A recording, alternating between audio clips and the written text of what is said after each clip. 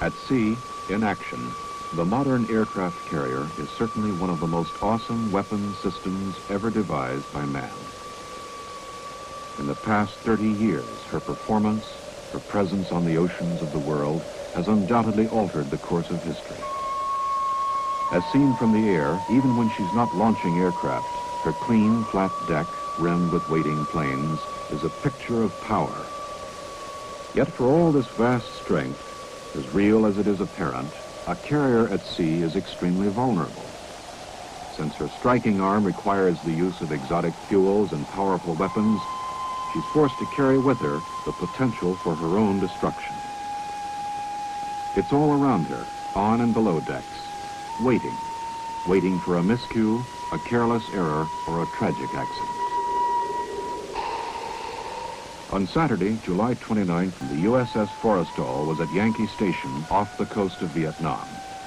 She was safely out of range of any hostile fire. For the men working topside, the break-in period passed quickly. Beginning with her initial combat strikes on July 24th, the Forrestal completed 700 sorties in 4 days. Now, on the 29th, the 5th day, she was getting ready again. In light of what eventually happened on deck that afternoon, it's only natural that some have looked back and questioned, wondered, specifically about the lack of safety procedures. The fueling that went on while some of the ordnance was still being armed or undergoing last-minute inspection. Crewmen strong-backing bombs into position instead of using the available hoist to do the job. The seemingly casual or relaxed attitude, with many of the men out of place or in areas where they didn't belong. More than a handful of them out of uniform or without protective gear of any kind. How important were these factors? Were they part of an overall pattern that could end only in tragedy? Or weren't they important at all?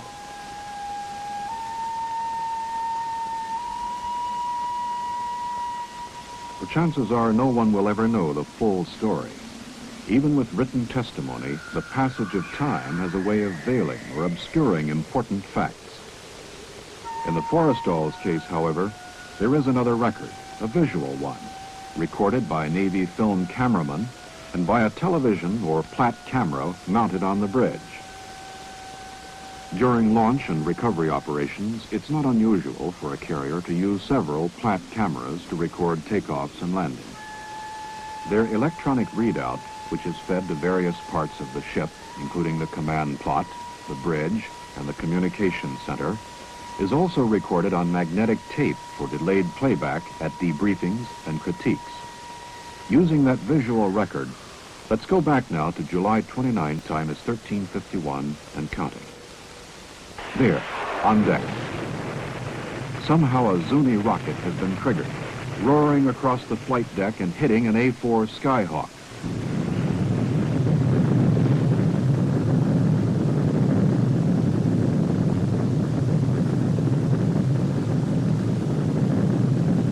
A sheet of flame from the A-4's ruptured fuel tank has enveloped the Skyhawk and her immediate neighbors. Behind that curtain of smoke, 2 1,000-pound bombs have already dropped from her wings onto the burning deck. Here, almost at mid-screen, we see a crash crew chief moving toward the flames with a Purple K fire extinguisher. His only thought, the trapped pilots in those planes. Fire! Fire! Fire! Fire on a flight deck! Fire on a flight deck! All hands, man your battle station! All hands, man your battle station! In order to control the fire, the captain orders the Forrestal to slow speed. Back on the flight deck, with precious seconds ticking away, things have started to go wrong. Fire has completely blanketed the stern fire main loop, making its plugs inaccessible, and the next to the last loop aft has developed pump trouble.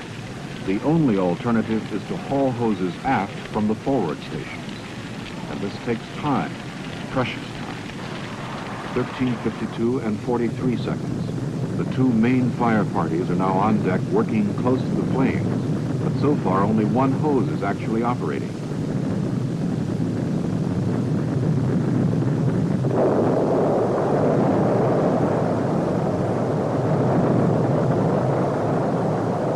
The first explosion carries a message. The Forrestal is in deep trouble.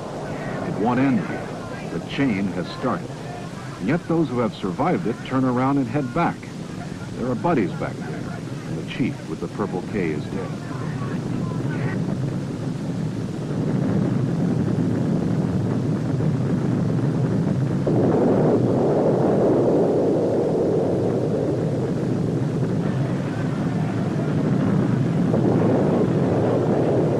A fire at sea is the ultimate nightmare for any sailor.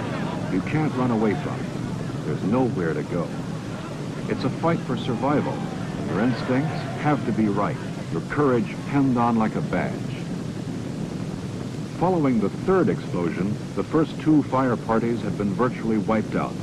The fire was now completely out of control. A great ship was on the verge of dying.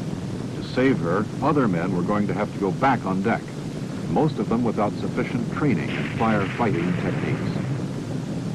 Down below, fuel was pouring through holes in the flight deck caused by the continuous 1,000-pound bomb explosions. The fire had chased after the fuel, spreading quickly to the O3, O2, and O1 gallery decks and into the after end of Hangar Bay 3.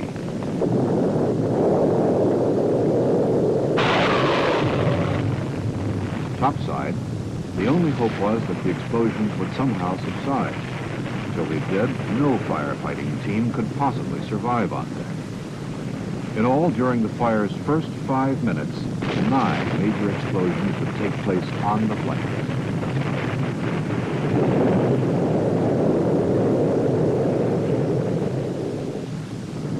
As the first of the injured were brought to safety in a sponsored area, another relief party was already forming up. They knew what they needed most on deck, the foam hoses. For some unknown reason, one or more of the fog foam stations hadn't been initially charged. Some of the firefighters either didn't know that it was necessary to perform certain manual functions on the flight deck and hangar decks to get the foam systems operating, or they were injured or killed before they got to them. On deck, the relief party's first move was to lay down a curtain of foam between the flames and the Forrestal's island. Once this buffer zone was established, some of the damaged planes could be moved to safety.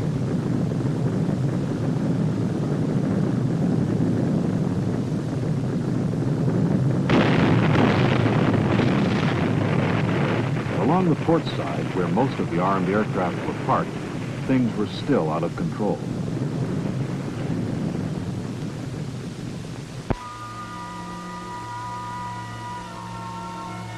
Trapped in close quarters, between a constantly exploding inferno and the edge of the deck, several men had no choice. They went overboard. Some were actually blown over the side.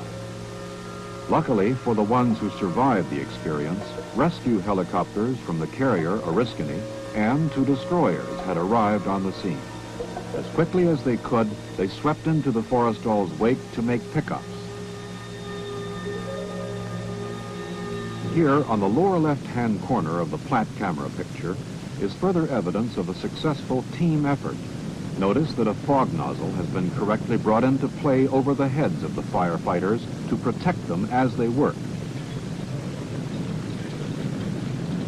Leadership and on-deck communications were early casualties of the Forrestal fire. Damage control and repair party personnel were often unidentified for long periods of time. As a result, when some of the more inexperienced people did lend a hand, they made several well-intentioned but nearly disastrous mistakes. At one point, close to the island, 2 water hose teams were working in tandem with a foam hose team. The end result, the water washed away the foam, and the fire continued blazing away.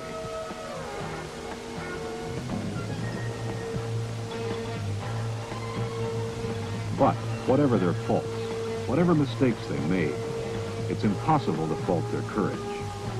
Before this day was over, 134 of them would pay with their lives or be listed as missing.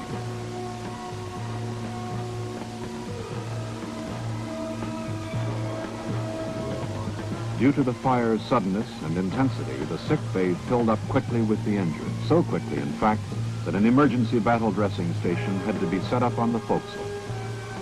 Less than an hour after the fire broke out, word came from Da Nang that the hospital ship Repose was on its way and would be there the following morning. Meanwhile, the two destroyers in the immediate vicinity took turns moving in to supply what they could and continued picking up firefighters who had gone overboard.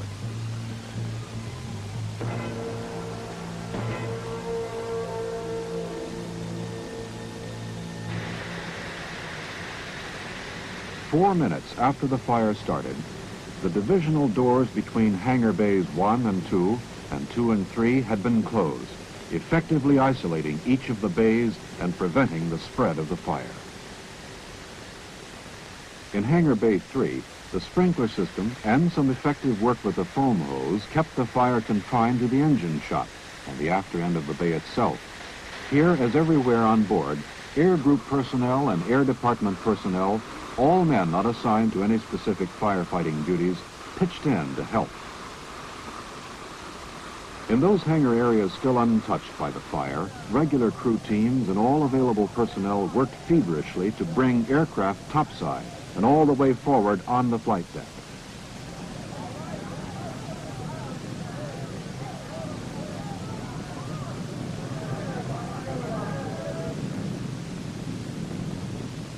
In one of the sponson areas, the firefighters had decided to stay with it. There were only two ways out, through the fire or over the side. They took the fire. They had no way of knowing that the fire boundaries had already been firmly established. If everyone played his cards right, it wouldn't spread any further. The flames could now be fought aft progressively, compartment by compartment, textbook fashion, until the fire was out.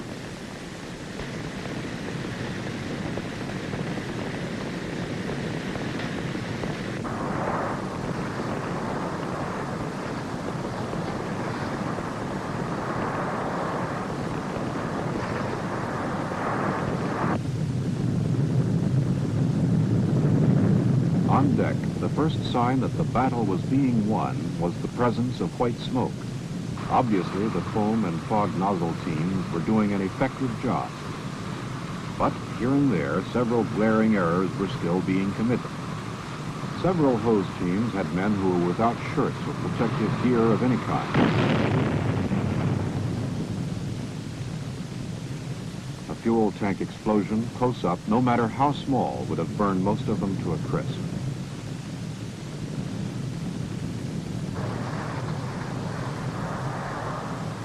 And almost unbelievably, some of the water hose teams were still hard at work washing away the protective blanket the foam teams had laid down. Here and there, black smoke had actually started rising again.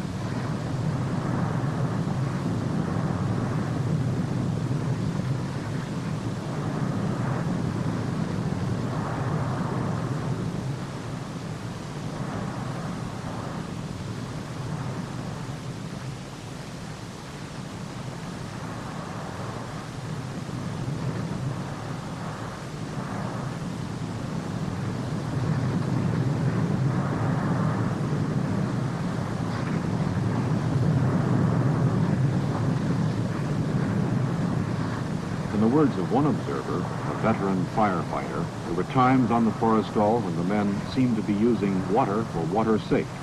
If they found an open hole caused by one of the bomb explosions, they just kept pouring water in it. As a result, the Forrestal suffered thousands of dollars worth of damage to its onboard computers and several other pieces of intricate gear which hadn't been directly threatened by the fire.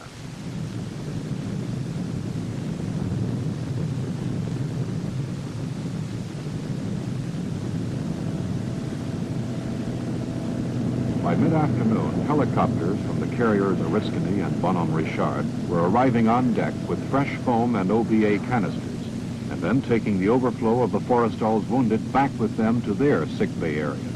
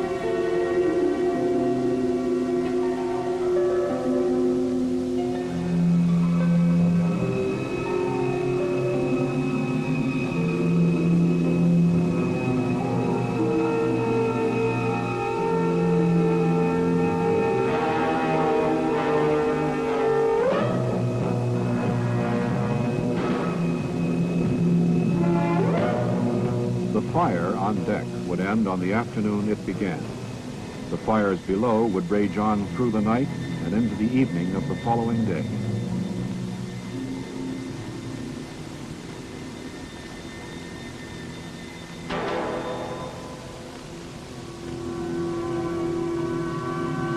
The obvious lessons to be learned from the Forrestal tragedy are these. Original, in-depth training in firefighting is vastly important, but so is constant retraining. Every man on board should have been familiar with the ship's firefighting gear and its use. Some men never reached their general quarters stations. Others, unsure of alternate exits or ways out, were trapped below and died. Many of the firefighters lacked leadership. The chain of command had to be rebuilt on the spot after the first two firefighting teams were decimated.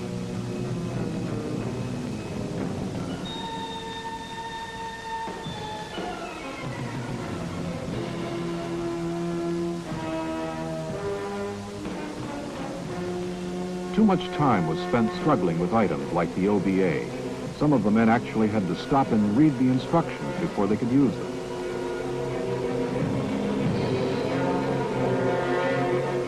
Only untrained men would spray water across a foam blanket that was doing its job. Only untrained men would hot handle unexploded ordnance or kick it across the deck with their feet. These are things that can't be learned on the spot or after a fire starts. The fact that the men of the Forrestal pulled it off is a tribute to their coolness and courage. But we'll never know how many men were lost because some things were done the wrong way.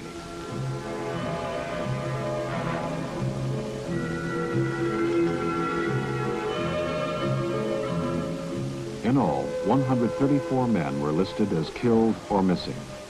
Damage to the ship, exclusive of aircraft and other air equipment, was estimated in excess of $72 million. The Forrestal fire is a story of extraordinary heroism, trial and error under unbelievable pressure, and tragic death. It's a story that the Navy clearly would rather not live over again. So learn your firefighting techniques, then relearn them. But learn them. Learn or burn, baby. Learn or burn.